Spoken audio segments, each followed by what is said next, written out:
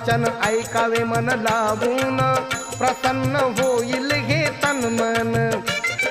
धम्माला जागदा साधावी ही सफलता, साधावी ही सफलता. ऐका नंदिनीची मी सांगतो कथा. ऐका नंदिनीची मी सांगतो कथा. ऐका नंदिनीची मी सांगतो कथा. बघून सुकेशिनीचे मुंडण, तिला विचारी भंते कारण. सुकेशिनीने जे कथन केले, ऐकून भंते